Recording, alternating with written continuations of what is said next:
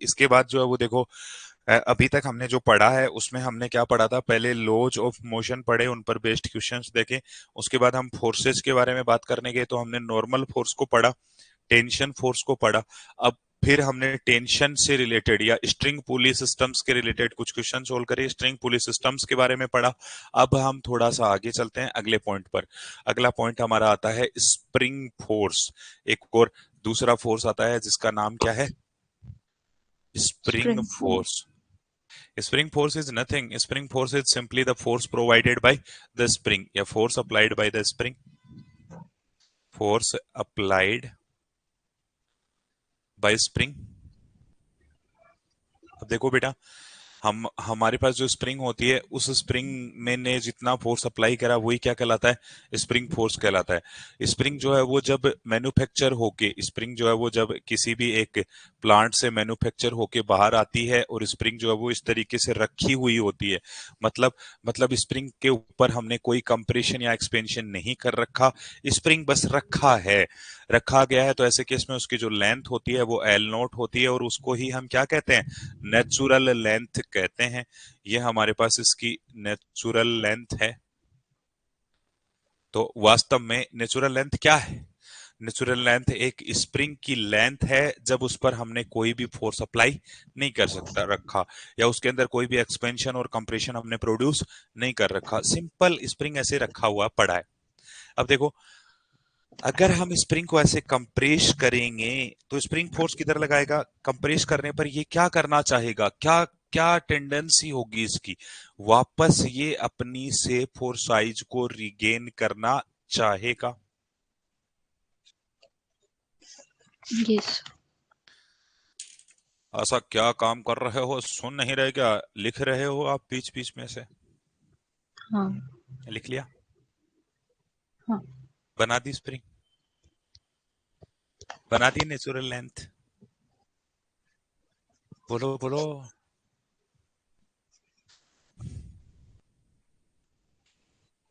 जल्दी से बना दो जो बनाना है। बनाना। बना लिया? अब देखो बेटा, अगर मैं स्प्रिंग को ऐसे खींच लूं, स्प्रिंग को ऐसे एक्सपेंड करा तो स्प्रिंग किधर भागना चाहेगी, जैसे ही आप उसको रिलीज करोगे स्प्रिंग जो है वो वापस इस कंप्रेस होके अपनी नेचुरल लेंथ में आने की टेंडेंसी रखेगी। स्प्रिंग को आपने कंप्रेस करा, कंप्रेस करने के बाद जो है वो जैसे ही आप स्प्रिंग को छोड़ोगे तो स्प्रिंग एक्सपांड होकर अपनी नेचुरल लेंथ पर आने की टेंडेंसी रखेगी। ये बात तो सही है। यस। और अगर एक रबर की बात करते हैं बेटा, एक रबर को अगर हम ऐसे खींच लेते हैं और रबर को छोड़ते हैं तो रबर वापस अपनी ओरिजिनल लेंथ पर आ जाता है। ये बात सही? यस। अगर हम किसी वायर को, अगर वायर को हल्का सा से बेंड करते हैं और छोड़ते हैं तो वो वायर भी वापस अपनी शेप और साइज को रिगेन करना चाहता है। अब कुछ ऐसे सब्सटेंस हैं जो अपनी शेप और साइज को प्रॉपर रिगेन कर लेते हैं, लेकिन कुछ ऐसे सब्सटेंस हैं जो अपने शेप और साइज को प्रॉपर रिगेन नहीं कर पाते। जो प्रॉपरली अपनी शेप और साइज को रिगेन कर लेते हैं वो इलास्टिक सब्सटेंस कहलाते हैं। Elastic substance, elastic property, elastic property क्या है, किसी भी सब्सटेंस की एक ऐसी प्रॉपर्टी जिस पर हमने जब डिफॉर्मेशन फोर्स अप्लाई करा था तो वो हल्का सा डिफॉर्म हो गया, लेकिन जैसे ही हम डिफॉर्मिंग फोर्स को रिमूव करते हैं तो वो वापस से अपनी शेप और साइज को रिगेन करना चाहता है। ये बात याद है क्या ऐसी ऐसी? Elastic property of any substance अगर हम बात करते हैं बेटा, तो किसी भी सब्सटेंस की जो इलास्टिक प्रॉपर्टी है उसका मतलब क्या है, उसका मतलब इतना ही है कि अगर कोई भी सब्सटेंस इलास्टिक प्रॉपर्टीज को रिप्रेजेंट करता है तो डेफिनेटली क्या होगा, जैसे ही हम उस पर डिफॉर्मिंग फोर्स, जैसे मैंने स्प्रिंग को कंप्रेस करा तो स्प्रिंग को मैंने डिफॉर्म कर दिया, मैंने स्प्रिंग को जो है वो एक्सपेंड करा तो भी स्प्रिंग को मैंने क्या कर दिया, डिफॉर्म कर दिया। अगर मैं स्प्रिंग को डिफॉर्म करता हूं तो ऐसे केस में इसके अंदर जो है वो मेरे को एक डिफॉर्मेशन फोर्स या डिफॉर्मिंग फोर्स अप्लाई करना पड़ेगा। ये बात समझ पाए क्या? यस। अपन को स्प्रिंग को कंप्रेस करने के लिए भी फोर्स लगाना पड़ेगा और स्प्रिंग को एक्सपेंड करने के लिए भी फोर्स लगाना पड़ेगा। कंप्रेशन में जो फोर्स यूज हुआ है, जो एक्सटर्नल फोर्स हमने लगाया है, हमने हमारे हाथों से अगर इसको कंप्रेस करा है तो ऐसे केस में जो एक्सटर्नल फोर्स हमने अप्लाई करी है वो एक्सटर्नल फोर्स कैसी है, डिफॉर्मिंग फोर्स है। उसने क्या करा है, स्प्रिंग को डिफॉर्म करा है। अगर हमने स्प्रिंग को ऐसे एक्सपेंड कर दिया, स्प्रिंग को खींच लिया, तो ऐसे केस में क्या हुआ, स्प्रिंग की लेंथ बढ़ गई, ऐसे केस में स्प्रिंग भी क्या हो गई, ऐसे केस में भी स्प्रिंग डिफॉर्म हो गई। ये बात समझ पाए क्या? यस। बोलो बोलो। Yes, sir. तो इलास्टिक प्रॉपर्टी क्या होती है किसी भी सब्सटेंस के लिए? इलास्टिक प्रॉपर्टी अगर हम डिफाइन करें तो इलास्टिसिटी उसके लिए, या इलास्टिक प्रॉपर्टी ऑफ सब्सटेंस कैसे डिफाइन होती है? जो सब्सटेंस इलास्टिक होते हैं वास्तव में उन पर जब हम डिफॉर्मेशन फोर्स को रिमूव कर देंगे तो क्या होगा? After removing deformation force they want to achieve their actual size या एक्चुअल शेप और साइज। वो जैसे ही डिफॉर्मेशन फोर्स को रिमूव करेंगे तो ऐसे केस में वो अपनी ओरिजिनल साइज जो है उसको क्या करना चाहेंगे? ओरिजिनल साइज को रिगेन करना चाहेंगे। अच्छा, ये रिगेन क्यों करना चाहते हैं? क्योंकि इनके जो एटम्स हैं वो एटम्स आपस में जो है वो जब ओरिजिनल शेप और साइज में है तभी स्टेबल कंडीशन में है, तभी उनकी पोटेंशियल एनर्जी लिस्ट है, तभी वो स्टेबल पोजीशन पर हैं। बट अगर हम इनको कंप्रेस करते हैं तो ऐसे केस में हम क्या कर देते हैं? इनके बीच के इंटरमोलिकुलर सेपरेशन को चेंज कर देते हैं, और ये उस इंटरमोलिकुलर सेपरेशन को क्या करना चाहते हैं? वापस से पुराने वाला या वापस से स्टेबल अचीव करना चाहते हैं, या ओरिजिनल इंटरमोलिकुलर सेपरेशन अचीव करना चाहते हैं। अगर बेटा स्प्रिंग को हमने खींच दिया तो इंटरमोलिकुलर सेपरेशन बढ़ गया है, और वापस से ये अपना इंटरमोलिकुलर सेपरेशन रिड्यूस करना चाहेगा, और अगर ये रिड्यूस करना चाहेगा तो यहां पर जो फोर्स लगेगी वो फोर्स कहलाती है रीस्टोरिंग फोर्स, जो वापस इसको अपनी ओरिजिनल शेप और साइज में क्या करना चाहती है? रीस्टोर करना चाहती है। तो बहुत जो इलास्टिक प्रॉपर्टी होती है सब्सटेंस की, उसके अंदर एक रीस्टोरिंग फोर्स इन्वॉल्व होता है, और रीस्टोरिंग फोर्स होता है एक तो, और एक डिफॉर्मेशन फोर्स होता है। डिफॉर्मेशन फोर्स से तो हम उसको डिफॉर्म करते हैं, रीस्टोरिंग फोर्स उसको क्या करता है? वापस से अपनी ओरिजिनल शेप और साइज में ले जाने का काम करता है। यहाँ जो स्प्रिंग फोर्स है बेटा, स्प्रिंग फोर्स जो है वो एक रीस्टोरिंग फोर्स है। जैसे ही आप स्प्रिंग को कंप्रेस करेंगे तो स्प्रिंग के एंड्स पर बाहर की ओर फोर्स लगेगा, वो वापस से अपनी जो ओरिजिनल शेप और साइज है उसको रिगेन करना चाहेगा। तो कुछ छोटी छोटी प्रॉपर्टी, छोटी छोटी बातें हैं बेटा, साथ साथ लिखते चलना। लिखना, इन spring the spring force the spring force act due to act due to elastic property act due to elastic property when we remove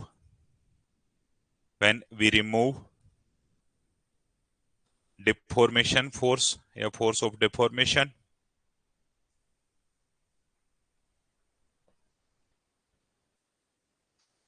then then the spring have tendency the spring have the spring has tendency to achieve its original shape. In this process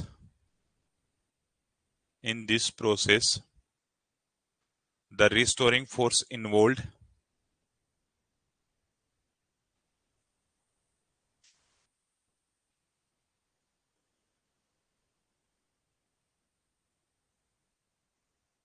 restoring force involved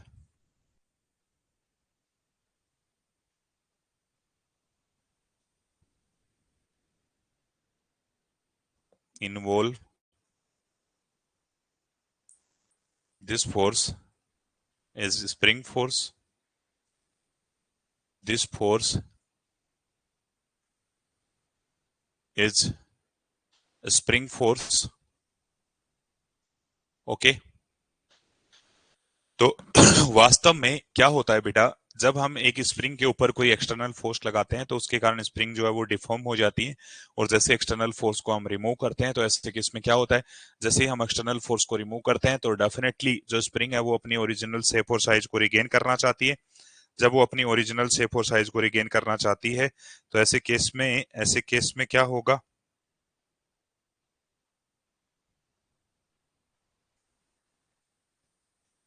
ऐसे case में जो है वो definitely ऐसे case में definitely जो है वो यहाँ पर एक रिस्टोरिंग फोर्स इन्वॉल्व होगा। जो रिस्टोरिंग फोर्स इन्वॉल्व होगा वो इसको वापस अपनी ओरिजिनल शेप और साइज में लाना चाहता है, और वो शेप और साइज में लाने के लिए जो फोर्स लगता है उसी को हम स्प्रिंग फोर्स कहते हैं। ये बातें क्लियर हुई क्या? अब देखो बेटा, यहाँ दो प्रोसेस हैं इसको डिफॉर्मेशन करने के। इधर इधर इधर इधर स्क्रीन पे देखो, इधर ध्यान दो, इधर इधर इधर इधर ध्यान दो, वापस हैंड राइज करो।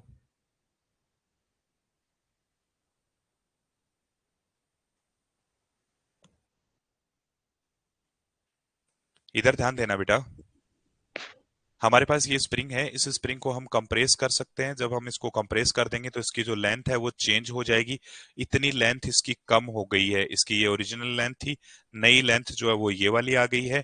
तो ऐसे केस में लेंथ L1 बनी, तो इधर की तरफ ये डिफॉर्म हुई, इधर की तरफ डिफॉर्म होगी। तो ऐसे केस में इस पर जो फोर्स लगेगा वो इस डायरेक्शन में लगेगा, वापस इसको रिस्टोर करना चाहेगा। इस वाले एंड पर भी जो फोर्स लगेगा वो इस डायरेक्शन में लगेगा। ऐसे केस में हमारे पास इसकी जो एक्स है, एक्स की वैल्यू क्या बनेगी? ये बनेगी L0 minus L1, original length minus new length. फिर हम लोगों ने बोला दूसरा, देखना बेटा, इधर इधर इधर देखो सामने। हमारे पास जो वो ये एक स्प्रिंग है, इस स्प्रिंग को हमने क्या कर दिया, इस स्प्रिंग के ऊपर हमने जो है वो इस स्प्रिंग को एक्सपेंड कर दिया। जब आपने इस स्प्रिंग को एक्सपेंड कर दिया तो ऐसे केस में क्या हो गया? ऐसे केस में डेफिनेटली डेफिनेटली इसकी जो नई लेंथ है वो बढ़ गई। और कितना बढ़ गई? हो गई L2 हो गई। इधर बढ़ी, कितनी बढ़ी? X बढ़ी। तो ऐसे केस में जो फोर्स लगेगा वो इधर की ओर लगेगा, रिस्टोर करने की टेंडेंसी रखेगी। रिस्टोर करने की टेंडेंसी रखेगी तो अपनी जो लेंथ है उसको रिड्यूस करना चाहेगी, और उस रिड्यूस करने के लिए इधर की तरफ स्प्रिंग फोर्स अप्लाई करेगी। तो ऐसे केस में हम लोग बोलेंगे यहाँ जो एक्स आया है वो आया है अपने पास L2 माइनस L0। ये बात समझ आ गई क्या? एक्स जो है वो यहाँ पर इस केस में तो एक्स जो है वो कंपरेशन है, और यहाँ एक्सपेंशन है। ये बात अच्छे से क्लियर हो गई ना? अब देखो, एक बार के लिए बेटा इधर ध्यान देना, बहुत सिंपल होता है, बहुत आसान होता है। यहाँ पर कंप्रेशन जो है वो इधर की ओर इस साइड प्रोड्यूस हुआ है, और स्प्रिंग फोर्स इधर लगा है, मतलब opposite to the compression force लगा है। यहाँ पर एक्सपेंशन इस डायरेक्शन में हुआ है और फोर्स इधर लगा है, मतलब यहाँ भी जो फोर्स लगी है वो अपोजिट टू द एक्सपेंशन लगी है। मतलब स्प्रिंग फोर्स जो होती है वो कंप्रेशन और एक्सपेंशन के क्या होती है? अपोजिट होती है। इसको अगर हम रिमूव करते हैं तो यहाँ कांस्टेंट आ जाता है, और ये माइनस ऑफ के एक्स लिखा जाता है। तो स्प्रिंग फोर्स की जो वैल्यू आती है वो माइनस ऑफ के एक्स आती है। यहाँ के जो होता है वो स्प्रिंग कांस्टेंट कहलाता है। ठीक है? अरे हो गया क्या? Yes sir. ये बात समझ आ गई क्या? Yes sir. किस कारण लगता है स्प्रिंग में फोर्स? जब उसकी नेचुरल लेंथ से कुछ चेंज आता है तब। सही बात है। वजह क्या है ये लगने की? आपने जो उत्तर दिया है वो इस बात का दिया है कि स्प्रिंग में फोर्स कब लगता है। There are two type of question. One question is spring में फोर्स कब लगा? जब उसकी नेचुरल लेंथ को चेंज कर दिया तब लगा। अच्छा, किस कारण लगा? रीजन क्या है? Reason is elastic property. Elastic property क्या है? इलास्टिक प्रॉपर्टी किसी भी सब्सटेंस को उसकी ओरिजिनल शेप और साइज में वापस लाना चाहती है, या जिस प्रॉपर्टी के कारण कोई सब्सटेंस जो है वो अपनी ओरिजिनल शेप और साइज में वापस आना चाहता है, वो जो प्रॉपर्टी है वही क्या कहलाती है? इलास्टिक प्रॉपर्टी कहलाती है। ये बात क्लियर है क्या? Yes sir. तो इलास्टिक प्रॉपर्टीज की वजह के या इलास्टिक प्रॉपर्टी के कारण यहाँ पर जो है वो इनके बीच में क्या लगता है? फोर्स लगता है। और इलास्टिक प्रॉपर्टी के कारण इनके बीच में जो फोर्स लगता है उसी को हम रीस्टोरिंग फोर्स बोलते हैं। तो स्प्रिंग फोर्स जो है वो एक रीस्टोरिंग टाइप का फोर्स है। रीस्टोरिंग फोर्स क्यों बोला? क्योंकि ये अपनी शेप और साइज को रीस्टोर करना चाहता है।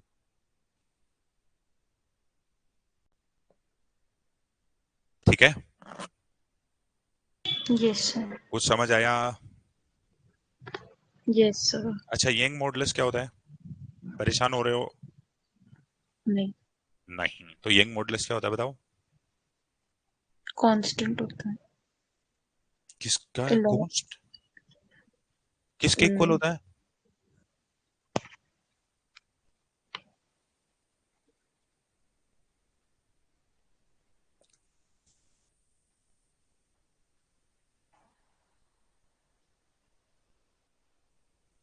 बोलो बोलो बोलो।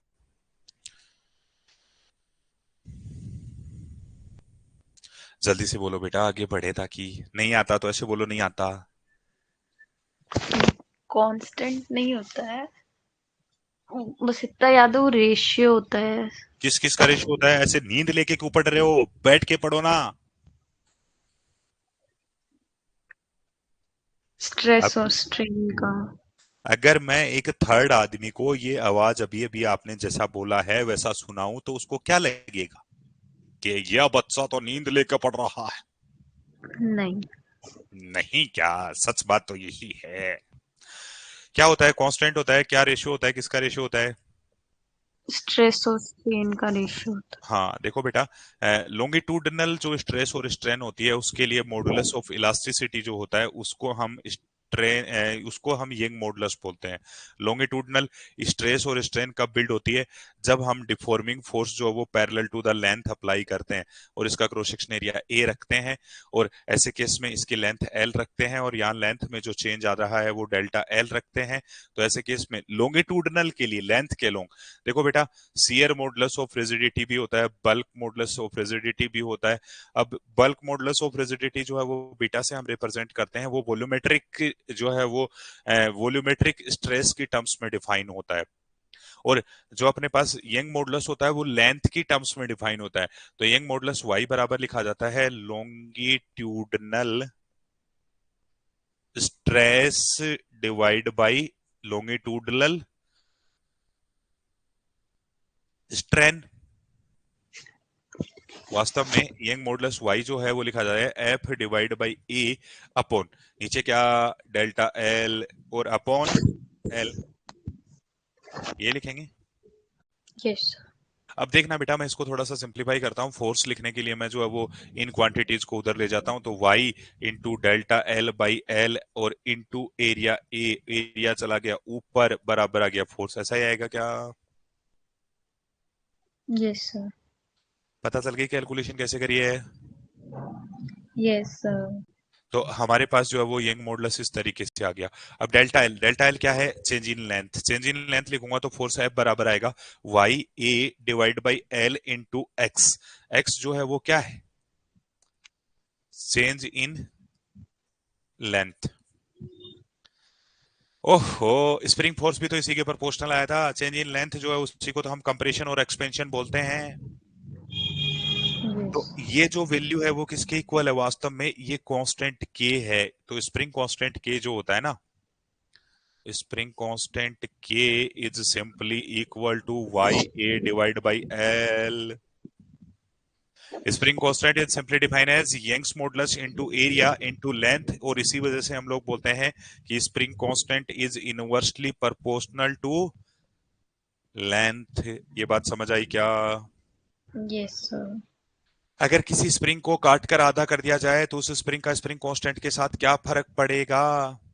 डबल हो जाएगी। Spring simple. Constant for spring आधा लेंथ करते ही क्या होगा? उसकी जो स्प्रिंग कांस्टेंट है वो डबल हो जाएगी, और अगर हम उस लेंथ को डबल कर दे तो स्प्रिंग कांस्टेंट क्या हो जाएगा? आधा हो जाएगा। ये बात सही है? ये बात समझ आ गई क्या? Yes sir. कोई दिक्कत? No sir.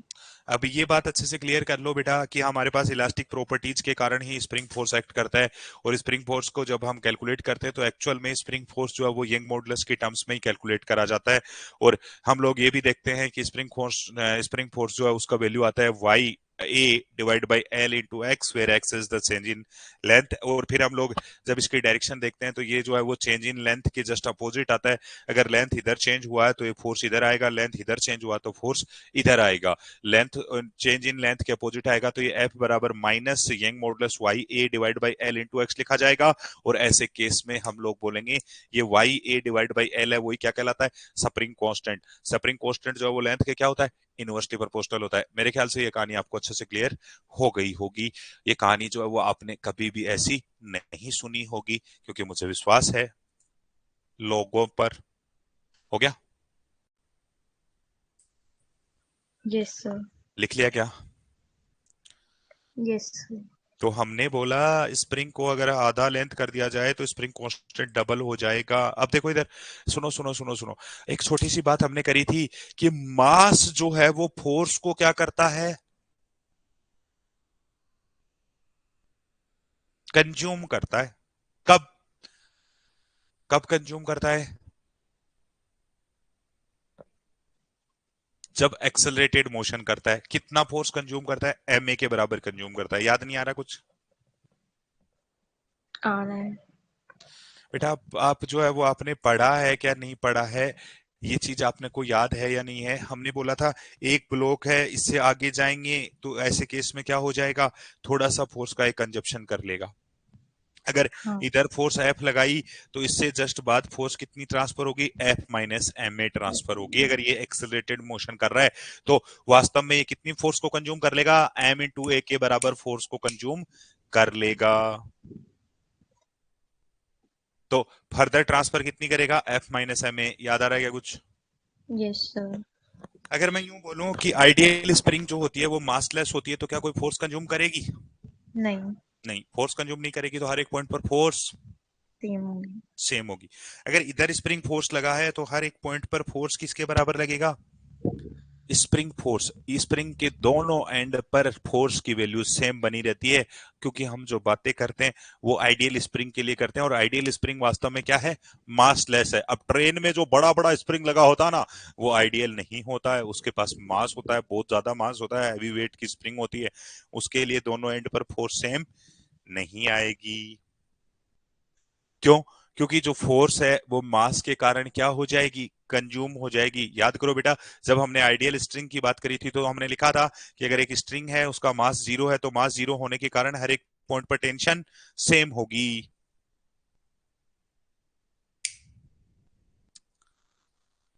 तो हम लोग बोलते हैं for ideal spring, ideal spring क्या होती है, आइडियल स्प्रिंग मासलेस। मासलेस है तो force remain same on both and. ये बात सही है। स्प्रिंग के अगर इधर फोर्स एफ स्प्रिंग लग रहा है तो इस पर भी इधर एफ स्प्रिंग लगेगा। नेट फोर्स ऑन स्प्रिंग क्या रहता है हमेशा, F net on ideal spring is always zero. F net on the spring, spring पर दोनों एंड पर जो फोर्स है वो अपोजिट लगती है एक दूसरे के। ऐसे केस में ये जो है वो स्प्रिंग फोर्स की मैग्नीट्यूड तो सेम रहती है, और अपोजिट डायरेक्शन होने के कारण स्प्रिंग पर नेट फोर्स जीरो होगा। इधर वाला एंड भी चाहता है कि इधर जाऊं, इधर वाला एंड भी इधर जाना चाहता है, कब, जब कंप्रेशन हुआ। ठीक है, ये हमारे पास कंप्रेस्ड स्प्रिंग है।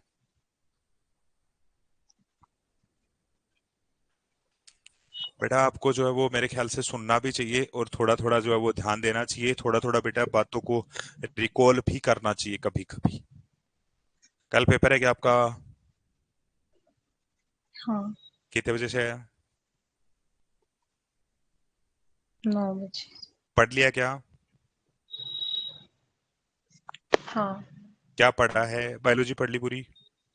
हाँ। केमिस्ट्री? हाँ। फिजिक्स? ऑलमोस्ट पढ़ लिया, एक बार वापस थोड़ा सा भी। तो जो बचा हुआ है उसको रिवाइज करने में कितना टाइम लगेगा? अभी रात को। चलो बढ़िया है। तो देखो बेटा, स्प्रिंग फोर्स के लिए कहानी हमें छोटी छोटी कहानी समझ आ गई है कि स्प्रिंग जो होती है उसके हर एक पॉइंट पर फोर्स जो है वो क्या रहेगा, सेम, या हर एक दोनों एंड्स पर फोर्स सेम रहेगा, क्योंकि मासलेस स्प्रिंग की बात करते हैं। अब स्प्रिंग के कुछ कॉम्बिनेशन है, इधर इधर देखो, इधर इधर फटाफट। कॉम्बिनेशन ऑफ स्प्रिंग्स, अगर स्प्रिंग के कुछ कॉम्बिनेशन की बात करूं तो सबसे पहला सीरीज। सीरीज कॉम्बिनेशन अगर है तो ऐसे केस में क्या होगा, सीरीज कॉम्बिनेशन में दो स्प्रिंग जो है, एक स्प्रिंग ये वाला है, दोनों स्प्रिंग एक दूसरे के एक सिंगल एंड से कनेक्टेड होंगी, तो ऐसे केस में ये वाली इस तरीके से इससे कनेक्ट हो गई। अब हम लोगों ने बोला इस पर इधर जो है वो फोर्स एफ स्प्रिंग लग रहा है, तो इधर भी फोर्स कितना लगेगा, एफ स्प्रिंग, और यहाँ भी कितना लगेगा, एफ स्प्रिंग, यहाँ भी कितना लगेगा, एफ स्प्रिंग लगेगा। क्यों? क्योंकि हम लोग बोलते हैं कि हमारे पास जो है ये स्प्रिंग मासलेस है, तो जितना फोर्स आपने इधर अप्लाई करा होगा उतना ही फोर्स दूसरे एंड पर ट्रांसमिट हो गया होगा। दोनों स्प्रिंग के अंदर जो फोर्स बिल्ड हुआ होगा वो सेम ही हुआ होगा। जैसे स्प्रिंग में फोर्स बिल्ड करने के लिए हमें क्या करना पड़ेगा, एक एक्सटर्नल फोर्स लगाना पड़ेगा, दबाना पड़ेगा उसे। जब हम उसको एक एंड दबाएंगे तो एक एंड पर फोर्स लगाएंगे, जितना फोर्स हम इस एंड पर लगाएंगे उतना ही फोर्स दूसरे एंड पर पहुंच जाएगा। मतलब दो स्प्रिंग अगर जो है वो एक दूसरे के साथ सीरीज में कनेक्टेड है तो दोनों के अंदर क्या सेम रहेगा, फोर्स सेम रहेगा।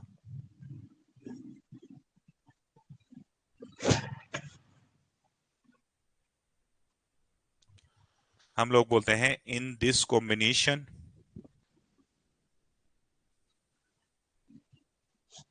The force on both spring remain same।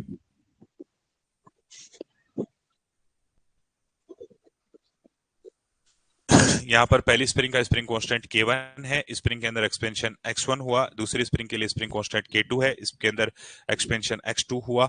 तो ऐसे केस में क्या होगा बेटा, यहाँ पर X इक्वलेंट नेट जो अपने पास एक्सपेंशन या कंप्रेशन होगा वो X1 प्लस X2 लिखा जाएगा। और पहले वाले के लिए फोर्स लिखूंगा तो Fs बराबर आएगा क्या, K1 X1, और दूसरे वाले के लिए फोर्स लिखूंगा तो Fs बराबर आएगा K2 X2। दोनों पर फोर्स की वैल्यू तो क्या बनी रहती है, सेम ही बनी रहती है। तो हमने फटाफट फटाफट इन चीजों को लिख दिया, फटाफट से मेंशन करते चलना। लिख लिया क्या? यस। तो देखो बेटा, दो जो स्प्रिंग है, जब आपको जो है वो सुनना नहीं है ना कुछ भी, तो फटाफट लिखो।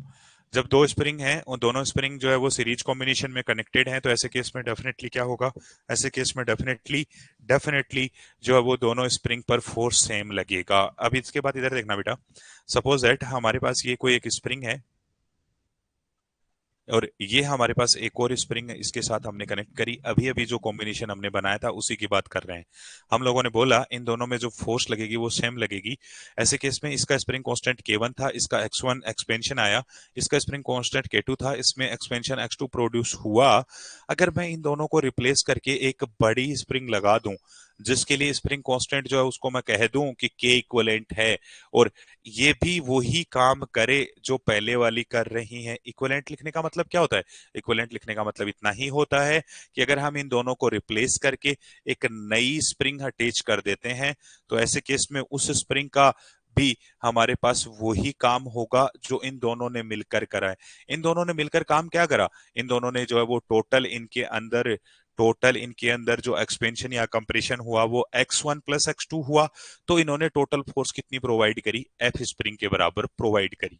इसके अंदर टोटल एक्सपेंशन कंप्रेशन कितना करना पड़ेगा, एक्स इक्विवेलेंट, तब भी ये फोर्स कितनी प्रोवाइड करेगी, एफ स्प्रिंग के बराबर प्रोवाइड करेगी। इसके लिए स्प्रिंग कांस्टेंट को मैंने क्या बोल दिया, के इक्वलेंट। तो हमने बोला एफ एस बराबर होना चाहिए के इक्वलेंट इंटू एक्स इक्वलेंट। देखो बेटा बहुत सिंपल है, हम लोग बोल रहे हैं कि दो स्प्रिंग को हटाकर एक स्प्रिंग लगा दो, और दोनों स्प्रिंग के कारण जो इफेक्ट आ रहा था, दोनों स्प्रिंग के कारण एक पर्टिकुलर टोटल कंप्रेशन या एक्सपेंशन प्रोड्यूस करने पे जितना फोर्स बिल्ड हो रहा था उतना ही फोर्स बिल्ड होना चाहिए दूसरे वाले में। अगर दूसरे वाले केस में उतना ही फोर्स बिल्ड होना चाहिए तो इस तरीके से हम लिखेंगे। ऐसे केस में हम लोग बोलेंगे एक्स इक्वलेंट बराबर X1 प्लस X2 होता है, बिल्कुल सही। तो X1 और X2 इनकी वैल्यू लिखूं तो यहां से एक्स इक्वलेंट क्या बनेगा, एफ एस डिवाइड बाई के इक्वलेंट बराबर X1 क्या बनेगा बेटा, एफ स्प्रिंग से लिखूंगा तो F spring divide by K1 plus ये बनेगा F spring divide by K2। अभी अभी हमने एक छोटा सा रिलेशन लिखा था, हमने बोला था एफ स्प्रिंग बराबर K1 X1 है, ये पहली स्प्रिंग के लिए, एफ स्प्रिंग बराबर K2 X2 है, दोनों में फोर्स सेम है, तो K1 X1 plus K1 X1 और K2 X2 दोनों की वैल्यू बराबर है।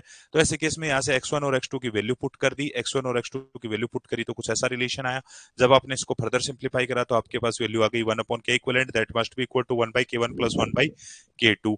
तो वास्तव में हमारे पास जो दो स्प्रिंग है, उनको अगर हम सीरीज में कनेक्ट करते हैं तो उनका इक्वलेंट स्प्रिंग कांस्टेंट जो लिखा जाता है वो 1/k इक्वलेंट बराबर 1/k1 प्लस 1/k2 लिखा जाता है।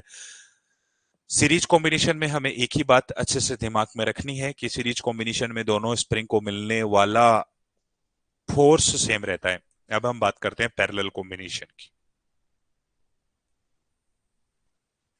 पैरेलल कॉम्बिनेशन, पैरेलल कॉम्बिनेशन की बात करेंगे तो ऐसे केस में क्या होगा, सपोज दैट ये हमारे पास एक वॉल है और इस वॉल से हमने एक स्प्रिंग को यहां ऐसा अटैच करा, एक और स्प्रिंग को यहां ऐसा ऐसा अटैच करा और इनके साथ एक ब्लॉक को अटैच करा, उसको इधर खींचने लगे।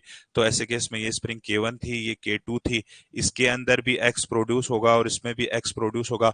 मतलब हम लोग बोलेंगे एक्स जो है वो क्या रहेगा, सेम फॉर बोथ। एक्स क्या है, एक्स जो है वो कंप्रेशन या एक्सपेंशन है, दोनों में कंप्रेशन और एक्सपेंशन सेम रहेगा। तो क्या दोनों में फोर्स सेम मिलेगी? नहीं, इसकी जो फोर्स मिलेगी वो F1 मिलेगी, इसकी जो फोर्स मिलेगी वो F2 मिलेगी। तो हमारे पास F1 प्लस F2 बराबर F नेट टोटल फोर्स आएगी। और अगर यहां भी हम वही करें कि हम इन दोनों को रिप्लेस करके, अगर हम इन दोनों के जो है वो इन दोनों को हटाकर एक मोटा स्प्रिंग यहाँ पर लगा देते हैं, एक बड़ा स्प्रिंग यहाँ पर लगा देते हैं, तो उस स्प्रिंग से भी वही काम होना चाहिए, उससे भी एक्स एक्सपेंशन प्रोड्यूस होने पर जो फोर्स मिलेगी एफ नेट के बराबर होनी चाहिए। और कितनी होगी, इस स्प्रिंग के लिए एक स्प्रिंग लगाया तो इस स्प्रिंग के लिए इक्विवेलेंट लिखा जाएगा के इक्विवेलेंट इंटू एक्स। तो हमने बोला नेट फोर्स जो है वो वास्तव में किसके बराबर आ रही है, F1 प्लस F2 के।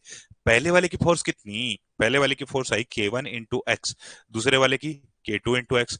और अगर इक्विवेलेंट के करस्पॉन्डिंग नेट फोर्स देखें तो कितनी आएगी, के इक्वलेंट इंटू एक्स। अब एक्स जगह सब जैसे कैंसिल आउट हो जाएगा, तो यहां से बेटा के इक्वलेंट बराबर आएगा K1 प्लस K2। हम लोग बेटा यहाँ ये बोलना चाहते हैं कि अगर दो स्प्रिंग जो है वो पैरेलली एक दूसरे के साथ कनेक्टेड होती हैं तो डेफिनेटली दोनों के अंदर एक्सपेंशन या कंप्रेशन क्या बना रहता है, सेम बना रहता है। और एक्सपेंशन और कंप्रेशन अगर दोनों में सेम बना रहता है तो ऐसे केस में इतना ही एक्सपेंशन प्रोड्यूस करने के लिए, अगर मैं इनके कॉम्बिनेशन की बात करूं या इनके लिए इक्विवेलेंट लिखना चाह रहा हूं, तो इक्विवेलेंट लिखने का मतलब क्या है, मतलब इन दोनों स्प्रिंग को हटाकर एक स्प्रिंग लगा दो, इतना ही एक्सपेंशन प्रोड्यूस कर दो। सेम एक्सपेंशन पर टोटल उतना ही फोर्स मिलना चाहिए जितना दोनों के कारण मिल रहा था। मतलब एफ नेट बराबर क्या बनना चाहिए, F1 प्लस F2 बनना चाहिए। ये बेसिक बातें हैं, लिख लिया क्या बेटा? Yes sir.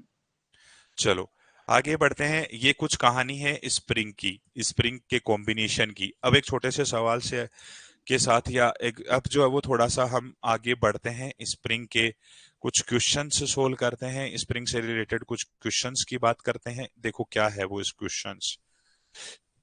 अगर हम यहाँ पर एक छोटा से ग्राफ की भी बात करें कि स्प्रिंग फोर्स और कंप्रेशन और एक्सपेंशन का ग्राफ अगर हम ड्रॉ करना चाहते हैं बेटा, तो हमारे पास एफ स्प्रिंग बराबर होता है माइनस ऑफ के इंटू एक्स। अगर इसका ग्राफ हम ड्रॉ करेंगे तो इसका जो ग्राफ है वो कुछ ऐसा आएगा, ये एक्स है, ये हमारे पास के है, और ग्राफ आएगा नेगेटिव स्लोप का ग्राफ बनेगा। और कहां से पास होगा, ओरिजिन से पास होगा। तो ऐसा सा ग्राफ बनता है। ये वाला एंगल जो है वो थीटा है, तो यहां से टेन थीटा बराबर कितना आता है बेटा, माइनस के आता है।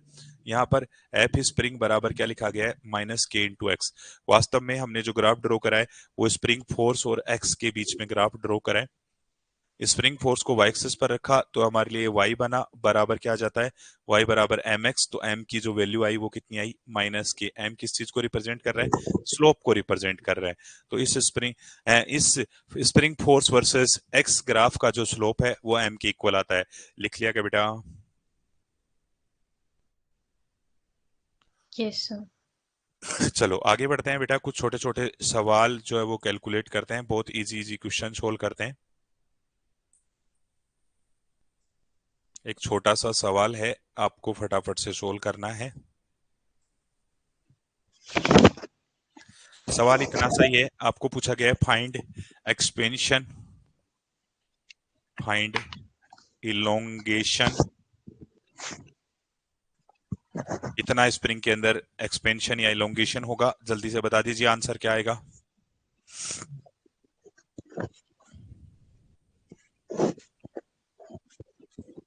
बहुत ही इजी क्वेश्चन लिखा है, जल्दी से सोल्व करेंगे। 0.02। सीधा ही है बेटा, इस पर वर्टिकली डाउनवर्ड फोर्स लगेगा 2g, इस पर ऊपर की तरफ स्प्रिंग फोर्स लगेगा। तो हम लोग बोलेंगे इक्विलिब्रियम कंडीशन में एफ स्प्रिंग बराबर 2g होगा। एफ स्प्रिंग बराबर क्या लिखा जाएगा, k इंटू एक्स बराबर 20। तो x बराबर आ जाएगा 20 डिवाइड बाई 1000। सोल्व करेंगे, जीरो से जीरो कैंसिल आउट, तो 0.02 मीटर, और दूसरी तरीके से लिखो तो 2 सेंटीमीटर लिख लिया गया। Yes sir.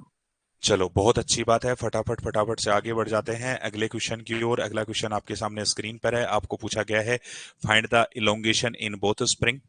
Find the elongation in both spring.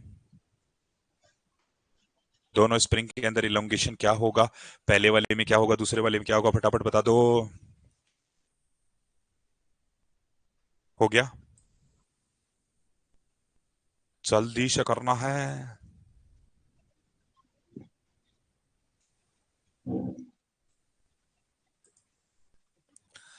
सीधा सीधा ही सोल्व करेंगे। इस वाले पर नीचे फोर्स लगी 2g, इस वाले पर इधर फोर्स लग गई एफ स्प्रिंग।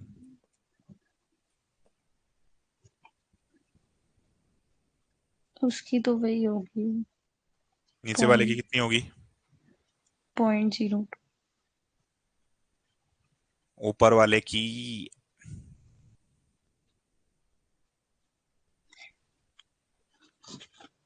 0.03। हाँ। देखो बेटा सीधा ही है, हम लोग बोलेंगे इस वाले ब्लॉक के लिए अगर हम बात करेंगे तो हम बोलेंगे एफ स्प्रिंग बराबर आएगा 20, एफ स्प्रिंग लिखा जाएगा के इंटू एक्स टू, इसके अंदर इलोंगेशन को एक्स टू बोल दिया, तो ऐसे केस में एक्स टू बराबर आ जाएगा कितना, ये आएगा 0.02। बिल्कुल सही बात है। अब देखो इस पर नीचे की तरफ इधर फोर्स लगेगा एफ स्प्रिंग, मतलब ये 2g फोर्स लगेगा, इधर से जो फोर्स लगेगा वो 1g लगेगा, तो टोटल इस पर फोर्स कितना लगेगा 3g। ऊपर की ओर इस पर फोर्स कितना लगेगा एफ स्प्रिंग 1, इसके अंदर मैंने बोल दिया x1, तो हमने बोला एफ स्प्रिंग 1 बराबर होगा 3g, दैट इज 30। मतलब k इंटू x1 बराबर आया 30, तो x1 बराबर आ गया कितना 30 divide by 1000, that is simply 0.03 लिख लिया गया। Yes sir. चलो बहुत ही बढ़िया बात है, आगे बढ़ते हैं अगले क्वेश्चन की ओर। क्वेश्चन आपके सामने स्क्रीन पर है। आपको बोला गया है find x1 and x2, x1 and x2, और ये लिफ्ट पूरा का पूरा सिस्टम ऊपर की तरफ एक्सेलरेटेड मोशन कर रहा है, इस बात को ध्यान रखना है।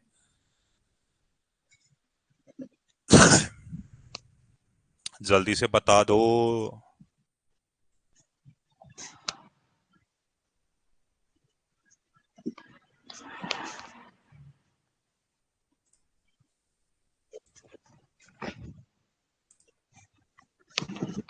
हो गया। नहीं। देखो बेटा कैसे सोल्व करेंगे, यहाँ दो से ऊपर जा रहा है, तो इस पर जी इफेक्टिव कितना लगेगा नीचे की तरफ,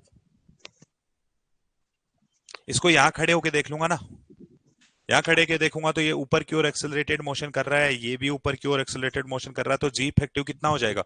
इस केस में हम बोलेंगे g effective is simply g plus a. याद है क्या अपेरेंट वेट वाले यस सवाल पढ़े थे सर। ना अपन ने, जब हमने अपेरेंट वेट की बात करी थी तो हमने बोला था अगर लिफ्ट ऊपर जा रही होगी तो अपेरेंट वेट क्या हो जाएगा, जी एम इंटू जी प्लस ए हो जाएगा, तो ये वैल्यू आ जाएगी जी प्लस ए, कोई दिक्कत नहीं है। तो नहीं हमने सर। बोला इस पर फोर्स लगेगा 5 इंटू जी इफेक्टिव, ऐसे केस में इस पर ऊपर की तरफ एफ स्प्रिंग 2 लगेगा।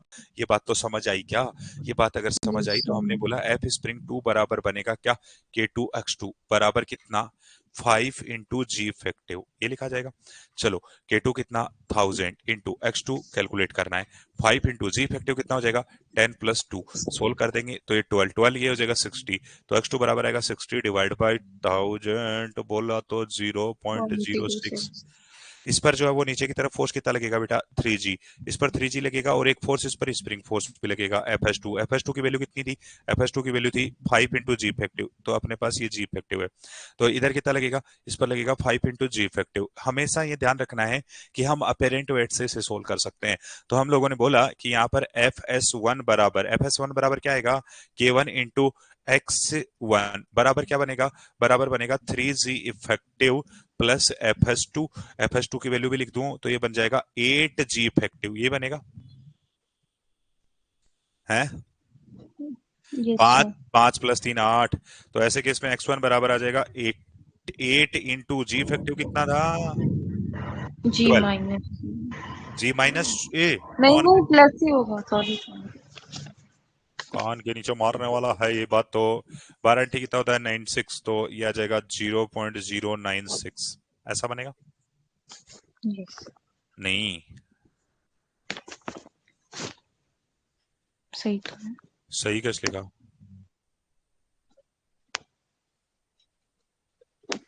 ये आएगा 96 डिवाइड बाई 1000, दैट इज 0.096। ऐसा आएगा। हाँ। चलो हो गया। कर कर सकते थे ना, इजी सवाल है। हो गया क्या? Yes sir. चलो बहुत बढ़िया बात है, अगले सवाल की ओर बढ़ो, फटाफट फटाफट से सोल्व कर दो। बता दो कितना आया। क्वेश्चन को पहले रीड करेंगे, क्वेश्चन को रीड करने के बाद क्वेश्चन को सोल्व करेंगे, जल्दी जल्दी से सोल्व करेंगे। आपकी स्पीड बहुत शानदार हो गई है, तो फटाफट फटाफट से सोल्व कर दो। आप बहुत ही शातिर भी हो गए हैं, तो जल्दी से बता दो।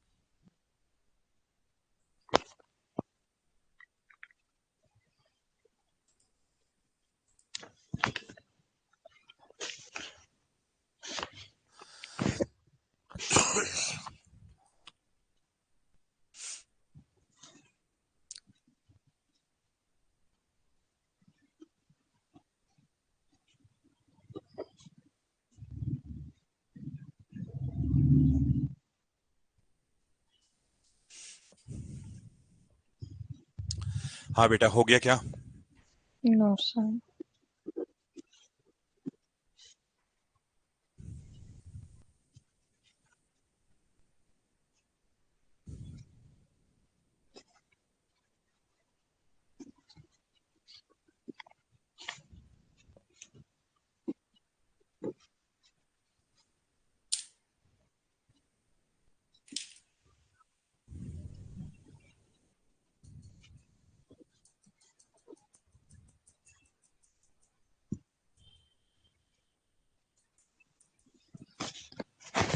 नहीं आता। देखो बेटा, ऐसा होगा कि जैसे ये जो ब्लॉक है वो चलने लगेगा, तो इस पर इधर की तरफ एक स्प्रिंग फोर्स लगेगा, इस पर भी इधर की तरफ एक स्प्रिंग फोर्स लगेगा। अब क्या होगा, अगर मैं इस वाले का फ्री बॉडी डायग्राम बनाने जाऊं, इसका फ्री बॉडी डायग्राम बनाया तो ऐसा ऐसा बना। ऐसा डायग्राम बना तो इधर फोर्स लगा 60 न्यूटन, इस पर इधर फोर्स लगा एफ स्प्रिंग। इसका मास कितना था? 15 kg, और ये इधर जा रहा है कितने एक्सेलेरेशन से? 2 मीटर पर सेकंड स्क्वायर के एक्सेलेरेशन से। तो इसके लिए इक्वेशन लिखूंगा तो क्या बनेगी? 60 - बराबर कितना? 15 इंटू ए कितना? 2। इसमें तो कोई कंफ्यूजन नहीं है। चलो आगे फर्दर सिंप्लीफाई करेंगे तो 60 - बराबर कितना आ जाएगा बेटा? 30। Means that F is 30 Newton. ये बात समझ आई क्या? ये बात क्लियर हुई क्या? क्योंकि हमें पहले ही दे रखा था एक्सेलेरेशन ऑफ 15 kg इज 2। अगर इसका एक्सेलेरेशन 2 है, तो ऐसे केस में इसके लिए हम जो है वो फ्री बॉडी डायग्राम बनाएंगे और इसको फर्दर सिंप्लीफाई कर देंगे। ये बात अच्छे से क्लियर है ना? यस। फिर इसके बाद जो है वो मैं पहले वाले का फ्री बॉडी डायग्राम बनाया। मैंने बोला ये जो ब्लॉक है वो 10 kg का एक्सेलेरेशन हमें कैलकुलेट करना है। इस पर इधर फोर्स लगा एफ स्प्रिंग। एफ स्प्रिंग कितना लगा? 30। तो हमने बोला एफ स्प्रिंग बराबर बनेगा एम ए। एफ स्प्रिंग आ गया 30 बराबर मास 10 ए। ए की वैल्यू आ गई 3 मीटर पर सेकंड स्क्वायर। कोई कंफ्यूजन नो। नहीं है? कोई दिक्कत भी नहीं है? नो। हो गया। यस। फटाफट फटाफट से लिख लिया। हाँ। बहुत ही बढ़िया है, फटाफट आगे बढ़ेंगे अगले सवाल की ओर। अगला सवाल आपके लिए स्क्रीन पर रखा गया है। सवाल में आपसे बोला गया है क्या? आपसे बोला गया है for the given system find the elongation produce in the spring at steady state. Steady state मतलब जब ये मैक्सिमम इलोंगेशन पर आ जाए, उसके बाद ये आराम से चलने लगे, तो उस कंडीशन में आपको क्या बताना है? इसके इसके अंदर इलोंगेशन की वैल्यू बतानी है। तो जल्दी जल्दी सोल्व करो, रैपिडली सोल्व करो बेटा, आप कर पाओगे। मतलब ये सिस्टम मूविंग है कि नहीं है? मूविंग होगा ना स्टेडी स्टेट में। मतलब देखो क्या होगा कि जब आप इस सिस्टम को रिलीज करोगे, ऐसा सिस्टम को आप ज्वाइन कर दोगे और उसको रिलीज करोगे। रिलीज करने के बाद क्या होगा? पहले ये वाला 30 kg वाला ब्लॉक है वो चलेगा, स्प्रिंग खींचेगी खींचेगी, ऊपर वाला नहीं चलना स्टार्ट होगा अभी। धीरे धीरे स्प्रिंग खींचेगी खींचेगी खींचेगी खींचेगी खींचेगी खींचेगी, स्प्रिंग में फोर्स बढ़ता जाएगा, एक टाइम आएगा इसके अंदर पूरा फोर्स मैक्सिमम हो जाएगा, ऊपर वाला भी चलेगा। अब ये दोनों साथ साथ चलेंगे, मतलब मैक्सिमम इलोंगेशन स्टेडी स्टेट के अंदर ऊपर वाले का एक्सेलरेशन और नीचे वाले का एक्सेलरेशन बराबर हो जाता है। नहीं तो अपन ने जो अभी अभी पिछला क्वेश्चन देखा था उसमें देखो 15 वाले का एक्सेलरेशन कितना था 2, और 10 वाले का एक्सेलरेशन कितना था 3। तो इन दोनों का एक्सेलरेशन अलग अलग क्यों है? अलग अलग इसलिए है क्योंकि अभी स्प्रिंग जो है वो अलग अलग बिल्ड हो रही है, या स्प्रिंग के अंदर एक्सपेंशन अभी बिल्ड हो रहा है, वो मैक्सिमम एक्सपेंशन तक नहीं गया है। जब वो मैक्सिमम एक्सपेंशन पर चला जाएगा तो ऐसे केस में इसके बाद फर्दर स्प्रिंग एक्सपेंड नहीं होगी, दोनों एक साथ चलेंगे। ये बात समझे क्या?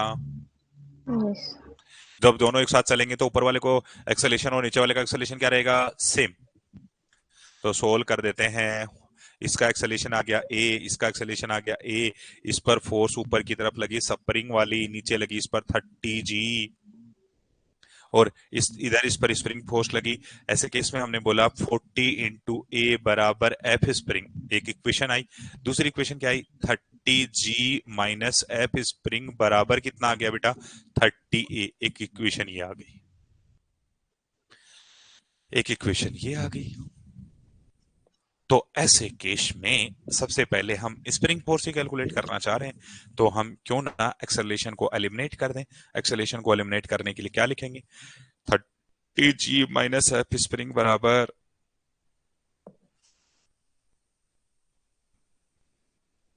आप इसको चाहें तो ऐसे भी कर सकते हैं, इन दोनों इक्वेशन से आप एक्सेलरेशन कैलकुलेट कर लेंगे। तो एक्सेलरेशन ये बराबर आ जाएगा बेटा 30 जी डिवाइड बाई 70।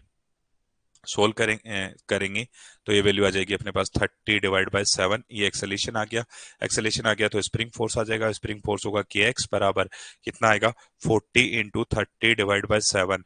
और ऐसे केस में इसको सोल्व करूंगा तो ये वैल्यू कितनी है अपने पास? 2400 इंटू एक्स बराबर ऊपर वाला 1200 डिवाइड बाय 7, ये जो है वो कैंसिल, यहाँ 24 से ये भी कैंसिल, यहाँ 2 रह गया, तो X is simply written as 1/14 metre.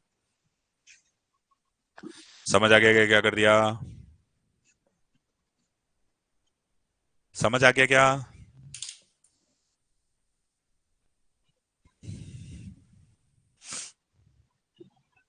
Yes sir. Maximum elongation या स्टेडी स्टेट जब भी बोलेगा उसका मतलब क्या होगा? कि स्प्रिंग इसके बाद और नहीं खींच रही है, मतलब दोनों एक साथ चल रहे हैं। देखो बेटा, जब स्प्रिंग खींचती रहेगी तो ये नीचे वाला तेजी से चलेगा और ऊपर वाला धीरे चलेगा, ये बात समझ पा रहे हो आप? Yes sir. स्प्रिंग खींचेगी तो ऊपर वाला तो चल ही नहीं रहा, नीचे वाला तेजी से चल रहा है, ठीक है। चलो बेटा, एक और छोटा सा सवाल सिर्फ आपके लिए लिखा है। देखो क्या है, आपको ऐसी सिचुएशन दे रखी है, if initially the system is in equilibrium, if initially the system is in equilibrium, now the string now the string is cut, then find the acceleration of each block, acceleration of each block just after cutting, just after cutting of string, string की cutting के बाद, string की cutting के बाद, string की cutting के बाद कितना होगा?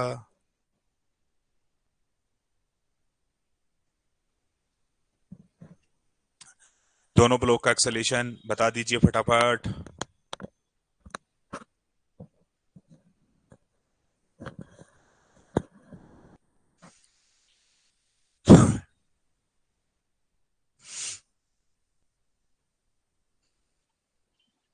ये नहीं आता। देखो बेटा, इधर इधर इधर देखो, इधर देखो। सबसे पहले हमें क्या बोला कि इनिशियली ये सारा का सारा सिस्टम किसमें है? इक्विलिब्रियम में। ये क्वेश्चन लिख लिया गया। Yes sir. आपको ये पता चल गया कि सारा का सारा सिस्टम इक्विलिब्रियम में है। अब आपने जो है वो अपने दिमाग में जो अवधारणाएं बना रखी हैं पुरानी, उनको हटा के सोल्व करने की कोशिश करा करो। देखो बेटा, इस पर नीचे की तरफ फोर्स लगा 3G, इसके अंदर टेंशन बिल्ड हुआ T2, और इसके अंदर यहाँ भी टेंशन T2 आया, इस पर नीचे की तरफ फोर्स लगा 2G, और इधर की तरफ T2 लगा। ऐसे केस में इधर की तरफ आया T1। अब देखो मैं इन सारी चीजों की वैल्यू कैलकुलेट करता हूँ। तो मैं सबसे पहले बोलता हूँ फॉर इक्विलिब्रियम, ब्लॉक 3 पर जितना फोर्स ऊपर लग रहा है यानी T2 बराबर 3G है। ये बात तो सही है। और अगर हम T1 की बात करें तो T1 बराबर है 2G प्लस T2। ये बात भी क्लियर है क्या? Yes sir. तो ऐसे केस में T1 बराबर क्या लिखा जाएगा बेटा? 2G plus 3G, that is simply 5G। ये बात भी क्लियर है। Yes sir. तो मतलब ये था कि हमारे पास पहला जो है वो T1 कितना लग रहा था? 5। अब मैं इनकी फ्री बॉडी डायग्राम बनाता हूँ। इस पर ऊपर की ओर T1 लग रहा था, और T1 कितना था बेटा? 5G। इस पर नीचे की तरफ क्या लग रहा था? इस पर नीचे की तरफ 2G लग रहा था, और इस पर नीचे की तरफ T2 लग रहा था। हमने बोला इस पर जो है वो नीचे की तरफ क्या लग रहा था? 3G लग रहा था। ऊपर की तरफ इस पर क्या लग रहा था? T2 लग रहा था। ये कहानी है 2kg वाले की, ये कहानी है 3kg वाले की। ये बात समझ आई क्या? यस हमने सर। दोनों का फ्री बॉडी डायग्राम बनाया और कुछ भी नहीं करा। अच्छा, स्ट्रिंग को काट दिया, स्ट्रिंग को काट दिया तो स्ट्रिंग लूज पड़ गई। लूज पड़ते स्ट्रिंग में टेंशन जीरो। जीरो। जैसे ही आपने इस स्ट्रिंग को काटा तो ये टेंशन जीरो, ये टेंशन भी जीरो। अब इस पर नेट फोर्स किधर लग रहा है? नीचे। नीचे। तो इस पर नेट फोर्स कितना लग रहा है? एफ नेट बराबर लिखा जाएगा मास इंटू एक्सेलरेशन। इस पर नेट फोर्स लगा कितना? 3G बराबर 3 इंटू ए। तो एक्सेलरेशन ऑफ दिस, इसका जो एक्सेलरेशन है वो इधर A1 मान लेता हूं। तो A1 बराबर कितना आ गया बेटा? G। अच्छा, इस पर भी T2 जीरो हो गया। Yes sir. अच्छा, ऊपर कितना फोर्स लग रहा है? 5G। क्या स्प्रिंग जो है वो स्ट्रिंग को कट करते स्प्रिंग एकदम से अपनी नेचुरल लेंथ में आ गई थी? नहीं। स्प्रिंग तो अभी भी एक्सपेंडेड है, लेकिन स्प्रिंग एक्सपेंडेड है तो स्प्रिंग ऊपर की ओर खींचेगी ना। स्प्रिंग जो है वो ऊपर की ओर कितना फोर्स लगाएगी? अभी 5G फोर्स लगाएगी। क्या 5G में कोई चेंज आया स्ट्रिंग को काटने से? नहीं। तो ऊपर की ओर फोर्स कितना लग रहा है? 5G। नीचे की तरफ फोर्स कितना लग रहा है? 2G। इस पर नेट फोर्स किधर आएगा? अपवर्ड। तो इसका एक्सेलेरेशन क्या होगा? A2 होगा। कैसे लिखेंगे बेटा? सिंपल लिखेंगे 5G माइनस 2G बराबर 2A2। तो ऐसे केस में हमारे पास ये जो वैल्यू आएगी वो आएगी 30 डिवाइड बाई 2, यानी A2 बराबर आएगा 30 divide by 2, that is 15 metre पर सेकेंड स्क्वायर। तो ऊपर वाला जो ब्लॉक है बेटा वो तो किधर चला जाएगा? ऊपर चला जाएगा। और नीचे वाला ब्लॉक किधर चला जाएगा? नीचे चला जाएगा। ऊपर वाला ब्लॉक ऊपर क्यों गया है? ऊपर वाला ब्लॉक ऊपर इसलिए गया है क्योंकि उस पर अपवर्ड डायरेक्शन में लगने वाला फोर्स ज्यादा है। स्ट्रिंग को कट करने से कभी भी स्प्रिंग के अंदर लगने वाला फोर्स, स्ट्रिंग को कट करने से स्ट्रिंग में टेंशन जीरो हो जाती है। दोनों का फ्री बॉडी डायग्राम अलग अलग बनाया, टेंशन को जीरो करा। टेंशन को जीरो करते ही हमारे दिमाग से सब कुछ क्लियर हो जाएगा। हमें एकदम स्पष्टता आ जाएगी किधर फोर्स लगेगा और किधर नहीं लगेगा। स्प्रिंग जो है वो अभी भी एक्सपेंडेड है, उसको कंप्रेस होने में थोड़ा टाइम लगेगा। अभी भी वो कंप्रेस नहीं हुई है, एडजस्ट नहीं हुई है। ये बात समझ गए क्या? Yes sir. सवाल समझ आ गया? कर सकते हो अब आगे से इसको। Yes sir. चलो बहुत बढ़िया, अगला पॉइंट पढ़ते हैं बेटा। अब है अपनी कहानी स्प्रिंग बैलेंस की। ये लिख लिया क्या? लिख लिया ना? Yes sir. अगली कहानी है स्प्रिंग बैलेंस की। अभी तक हमने जो है वो बेटा क्या पढ़ा था? हमने जो है वो इलेक्ट्रॉनिक वेइंग मशीन के बारे में पढ़ा था, या इलेक्ट्रॉनिक बैलेंस के बारे में पढ़ा था। स्प्रिंग बैलेंस की कहानी पढ़े तो स्प्रिंग बैलेंस के बारे में हमने उस दिन जाना था थोड़ा सा, कि हमारे पास जो है वो एक स्प्रिंग होती है, और उस स्प्रिंग के साथ जो है वो इस तरीके से एक नीचे कुंदा लगा के इसे एक बैलेंस पे कन्वर्ट करा जाता है। और इसके साथ जो है वो यहाँ पर एक छोटा सा एक पिन मार्क जोड़ दिया जाता है। वास्तव में जो स्प्रिंग बैलेंस है उसका मैन्युफैक्चरिंग किस तरीके से की जाती है? इसकी मैन्युफैक्चरिंग कुछ इस तरीके से की जाती है कि इस स्प्रिंग के साथ एक छोटा सा यहाँ पर एक मार्कर ऐड कर देते हैं, जो हमें क्या बताएगा? जो हमें ये रीडिंग देगा।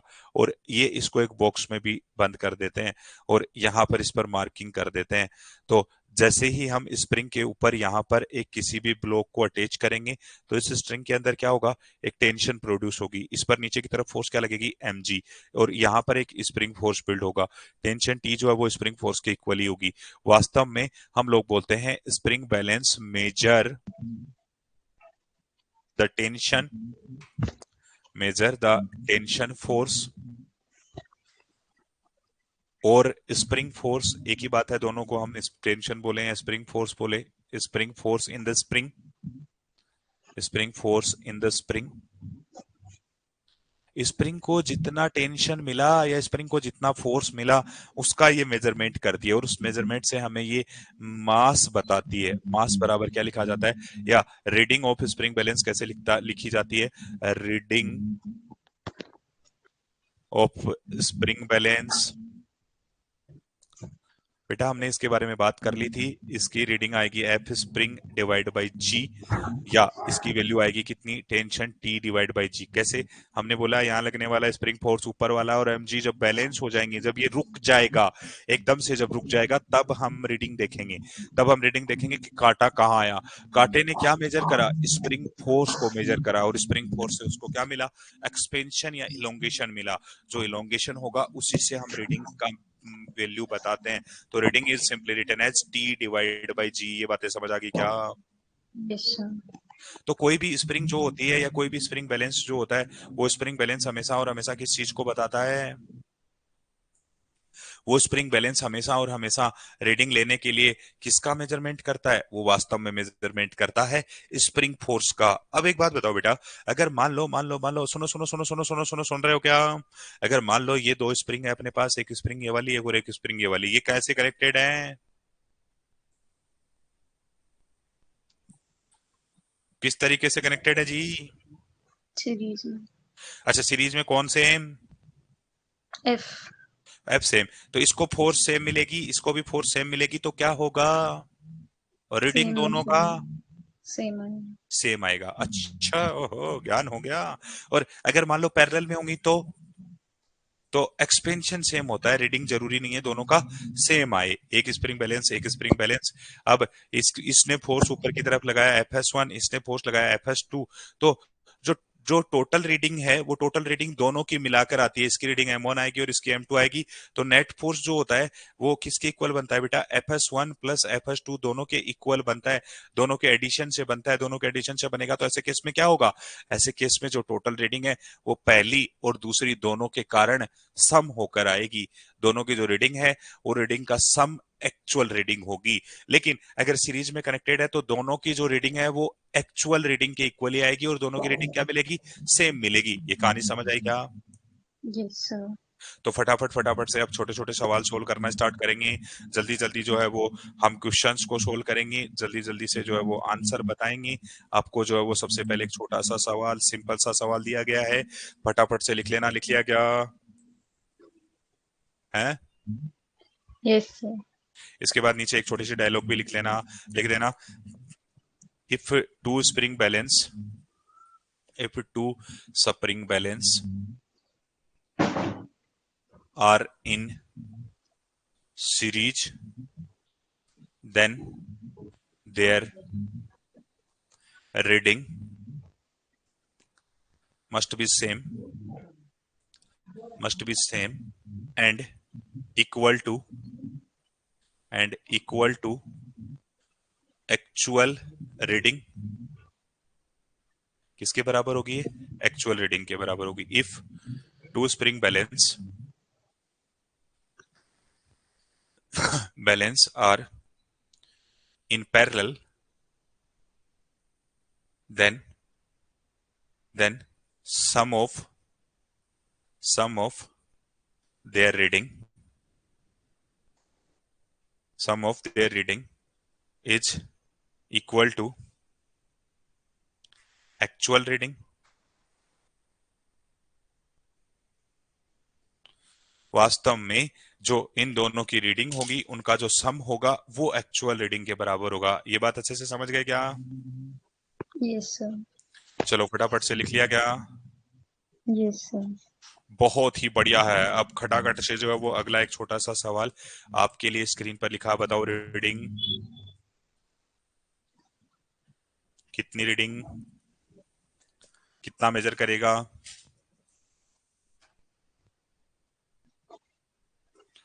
बहुत फर्जी सवाल पूछा है सर आपने, ऐसा कोई सवाल पूछता है क्या। कितना रीड करेगा, 10। 10 kg रीड करेगा, सीधा सीधा ही है, कोई दिक्कत वाली बात नहीं है, सीधा सीधा लिखेंगे बेटा। इस पर नीचे की तरफ फोर्स लगा 10 जी, ऊपर की तरफ टेंशन लगी टी, ये टेंशन टी स्प्रिंग फोर्स है।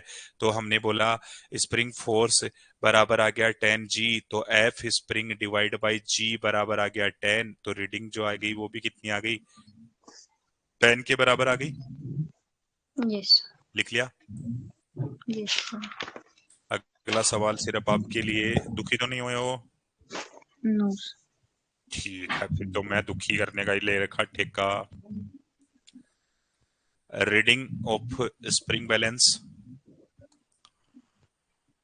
आपके तो कोई दोस्त भी नहीं है, क्या बोलूं अब आपसे। नहीं तो मैं आपको ये बोलने वाला था अभी, आपको अगर सभी बातें समझ आई हैं तो आप अपने दोस्तों को रेफर कर सकते हैं। हमारे तो दोस्त ही नहीं है। हे राम, कैसे बच्चे आ गए मेरे नपाते, जिनके कोई दोस्त ही नहीं है। हे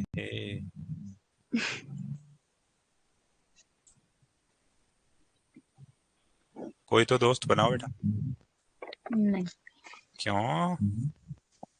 ऐसे ही बताओ, रेटिंग कितनी आई? 5 बिल्कुल। देखो बेटा, सीधा सही है। इधर की तरफ कितना आएगा बेटा, ये आएगा 10 जी sin 30, और इधर की तरफ लगेगा एफ स्प्रिंग, तो हम लोग बोलेंगे एफ स्प्रिंग बराबर आएगा 10 जी sin 30, और sin 30 1/2 हो जाए। एफ स्प्रिंग बराबर आ जाएगा 5 जी। ऐसे केस में एफ स्प्रिंग डिवाइड बाई जी बराबर आएगा 5, बराबर आएगा एम, बराबर आएगा रीडिंग। तो फटाफट से लिख दीजिए, लिख लिया क्या? यस सर तो बहुत इजी सवाल था, सिंपल सवाल था, रीडिंग हम बता सकते थे, फटाफट से हमने मेंशन करके चले। एक और छोटा सा सवाल सिर्फ आपके लिए। इस बार बोला गया है रीडिंग क्या होगी।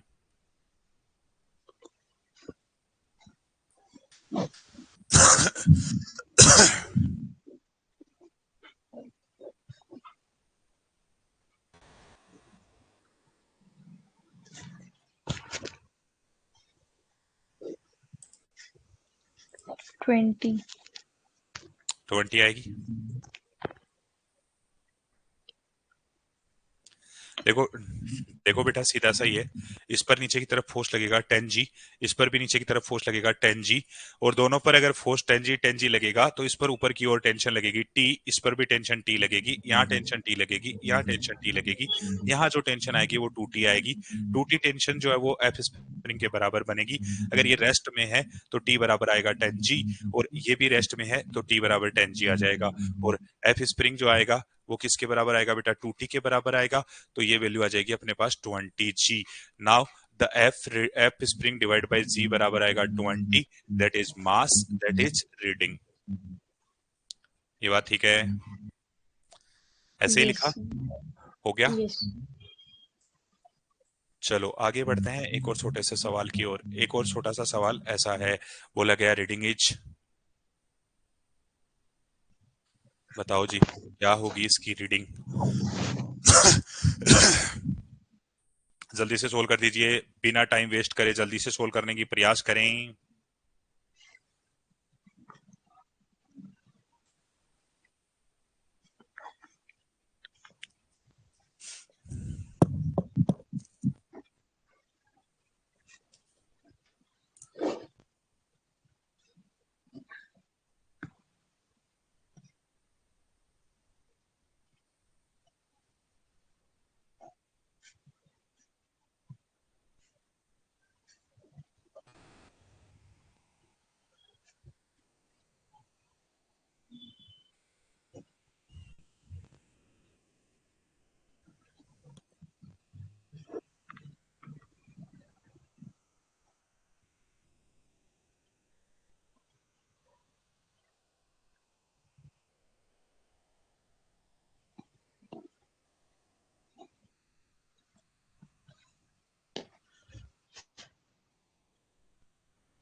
एटी बाई थ्री कितनी आएगी, 80/3?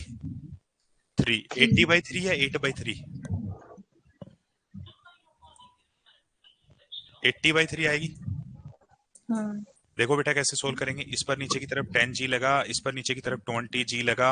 सबसे पहले हम बोलेंगे ये नीचे गया ए एक्सेलेरेशन से, ये ऊपर गया ए एक्सेलेरेशन से, तो एक्सेलेरेशन ए बराबर लिखा जाएगा 20 g - 10 g divide by total mass, that is 10 + 20, यही बनेगा। ये इस तरीके से लिखना आता है कि एक्सेलेरेशन, यस सर। तो सीधा ही लिख दिया एक्सेलेरेशन बराबर कितना आ गया बेटा 10g डिवाइड बाई 30, सोल्व करा तो एक्सेलेरेशन आ गया g/3, एक्सेलेरेशन g/3 आ गया। तो ऐसे केस में टेंशन कैलकुलेट करने के लिए हम इसका फ्री बॉडी डायग्राम कंसीडर करके सोल्व कर सकते हैं।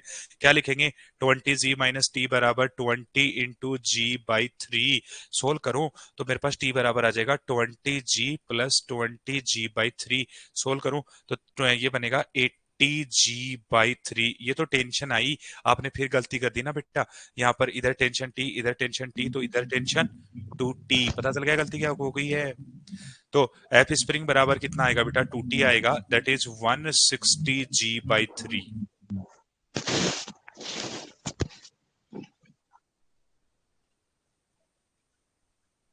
पता चल गया क्या। तो ऐसे केस में एफ स्प्रिंग डिवाइड बाई जी, अरे हेलो सदमे में क्यों चले गए।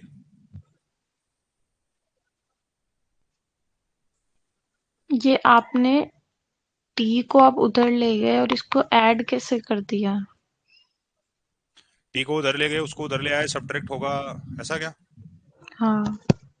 यहाँ ये माइनस आएगा, ये माइनस आएगा तो 60 और ये कितना आ जाएगा। गलती हो गई है, इधर 40 आएगा इधर, और इधर 40 आएगा। ओहो आंसर सही आया था मतलब। ये आ जाएगा 80g और ये 80g आ जाएगा, तो रीडिंग कितनी आएगी 80/3, ऐसा ही आ रहा था। Yes sir. हो गई ये, हो गया नहीं। बोलो बोलो बोलो। Yes sir. चलो आगे बढ़ते हैं अगले क्वेश्चन की ओर। अगला क्वेश्चन आपके सामने स्क्रीन पर है, आपसे बोला गया है रीडिंग ऑफ स्प्रिंग बैलेंस।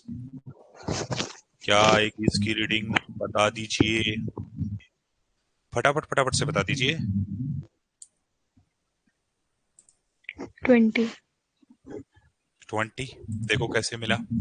इधर की तरफ कितनी आई 20g, इधर भी कितना लगा बेटा 20g, इधर 20g तो इसमें टेंशन t, इसमें भी टेंशन t, इसमें भी टेंशन t। तो सबसे पहले हम लोगों ने बोला कि टेंशन t बराबर आ गया 20g, और यही बनेगा एफ स्प्रिंग। तो F spring divide by g बराबर आ जाएगा 20, ये इसके मास की रीडिंग आ जाएगी। सही है क्या,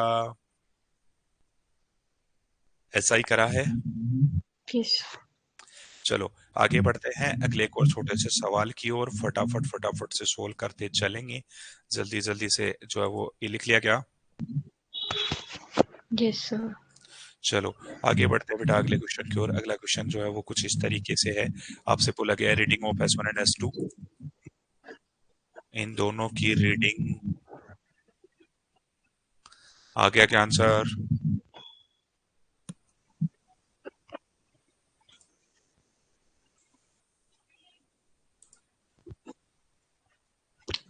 20। हाँ, दोनों की रीडिंग क्या रहेगी सेम। सेम, और दोनों की रेटिंग सेम रहेगी, और दोनों की कितनी मिलेगी 20 मिलेगी। हमने बोला इस पर लगा 20, इस पर भी एफ स्प्रिंग आया, इधर भी जो है वो एफ स्प्रिंग बना और इधर भी एफ स्प्रिंग बना।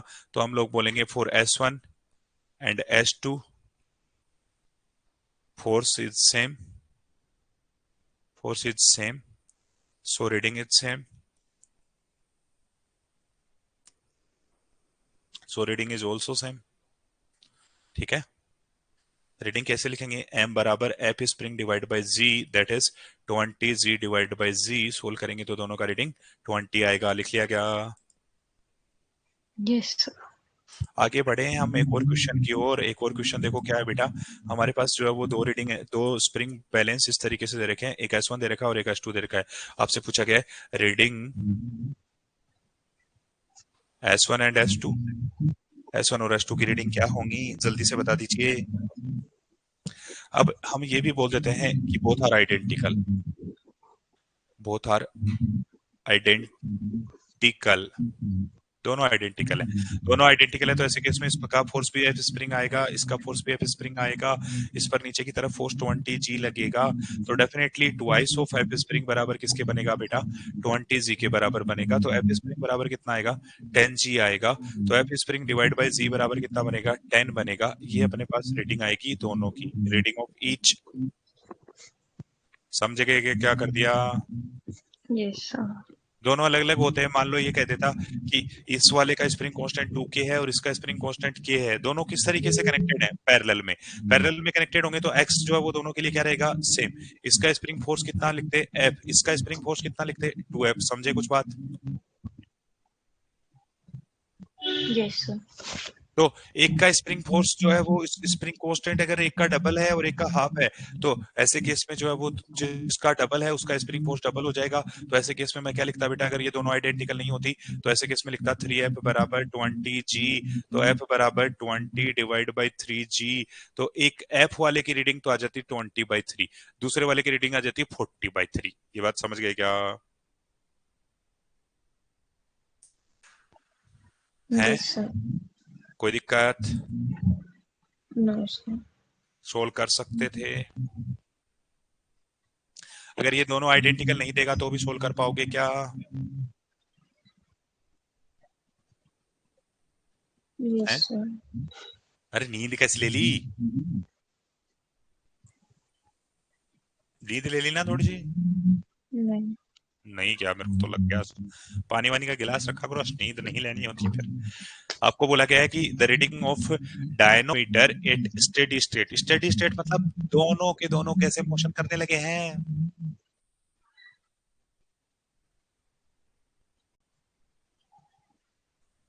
सेम असरलेशन से मोशन करने लगे हैं।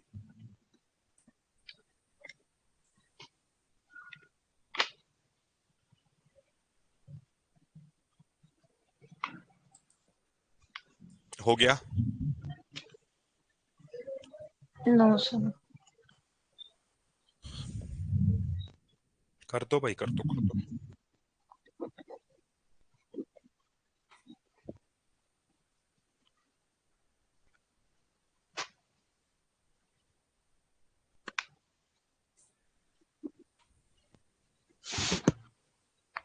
इसमें एक्सेलरेशन क्या लेंगे?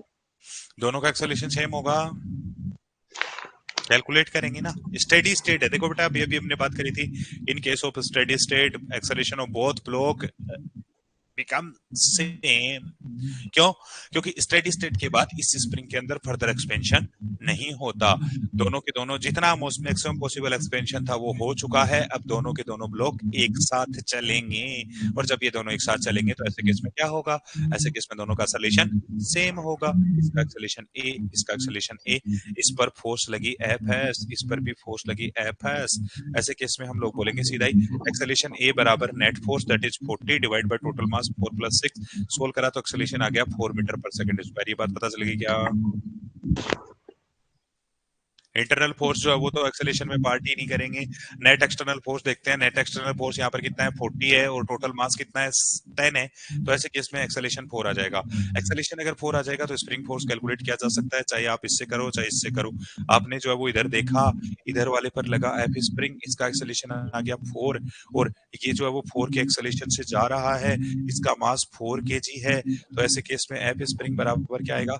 मास 4 इंटू एक्सेलरेशन 4, यानी ये 16 आ जाएगा। और अगर ये 16 आ जाएगा तो ये रीड कितना करेगा? ये रीड कितना करेगा? F S divide by G that is 16 divide by R. इसका रीडिंग जो आएगा वो कितना आएगा? रीडिंग बराबर आएगा F S by G that is 1.6 kg। समझ आया कुछ? Yes sir. ये इसमें तो कोई कंफ्यूजन नहीं है, समझ आ गई नहीं बातें? कैसे यस सोल्व करा सर। ये पता चल गया ना? Yes sir. लिख लिया क्या? No sir. लिख लो फटाफट लिख दो। आज तेज तेज बालक हैं, अब तो थक गए दिखते हैं मेरे को ये।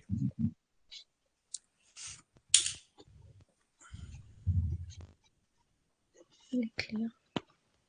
चलो भाई अगले सवाल की ओर बढ़ते हैं। अगला क्वेश्चन जो है वो आपके सामने स्क्रीन पर है। क्वेश्चन कुछ इस तरीके से है। Find the reading of dynamometer at steady state. वापस से स्टेडी स्टेट। स्टेडी स्टेट का मतलब एक्सेलरेशन दोनों का सेम है। तो फटाफट से सोल्व कर दीजिए। इस बार आपका आंसर सही होना चाहिए, फटाफट से बता दो। वैसा ही सवाल है जैसा पहले करा।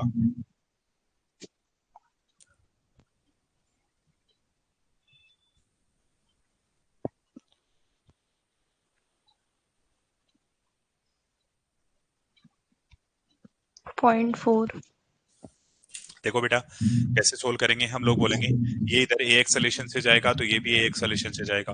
Acceleration a is simply written as 20 minus 10 divide by 4 plus 6। Solve करा तो हमारे पास एक्सेलेरेशन कितना आएगा, 10 डिवाइड बाई 10 बोले तो 1।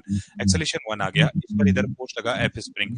4 kg वाले का फ्री बॉडी डायग्राम बनाऊं तो इधर आ गया एफ स्प्रिंग और इधर इस पर एक्सेलेरेशन आ गया 1, और इधर की तरफ इस पर टेंशन फोर्स लगी 10 और इसका मास 4 kg। तो हम लोग बोलेंगे F spring minus 10 that must be equal to कितना, 4 into 1। सोल्व करेंगे तो एफ स्प्रिंग दैट इज कितना आएगा, दैट इज 1 10 + 4 कितना आएगा बेटा, 14। आपने उत्तर गलत दिया है, पता चल गया आपको, यस। क्या गलती करी पता चल गई। यस। रेटिंग बराबर F spring divide by G that is 14 divide by 10, यानी कितनी आ जाएगी 1.4 kg वेट, इतना जो है वो इसका वेट है। ठीक है, तो ये बेटा कुछ कहानी है स्प्रिंग से रिलेटेड। स्प्रिंग से रिलेटेड जो कहानी है उसको हमने फिनिश करा। अगले पॉइंट पर चलते हैं। अगला पॉइंट अपना आता है frame of reference. Frame of reference के बारे में हमने जब पढ़ना स्टार्ट करा था सबसे पहले, तभी पढ़ लिया था। फ्रेम ऑफ रेफरेंस क्या होता है, दो तरीके का फ्रेम ऑफ रेफरेंस होता है, कि इनर्शियल फ्रेम ऑफ रेफरेंस और एक non inertial frame of reference. Inertial frame of reference वो फ्रेम ऑफ रेफरेंस है जिसके अंदर ऑब्जर्वर जो है वो कांस्टेंट वेलोसिटी से मोशन करता है या ऑब्जर्वर रेस्ट में रहता है। इसकी चर्चाएं हम अगले सेशन में करेंगे। आज के लिए इतना ही, फिर मिलेंगे, तब तक के लिए बाय बाय। और आपके पेपर के लिए बेटा आपको ऑल द वेरी बेस्ट। आप कोशिश करना कल 600 से ऊपर स्कोर करो अपने। और दूध वो ऐसे घर में घर वाले जब बाहर या पेपर देने जाते हैं तो ऐसे दूध चीनी खिलाते हैं ना, दही चीनी। हाँ वो दही चीनी वो भी खा के जाना थोड़ा, क्या पता वहीं कृपा टकरे ही हो। ठीक है।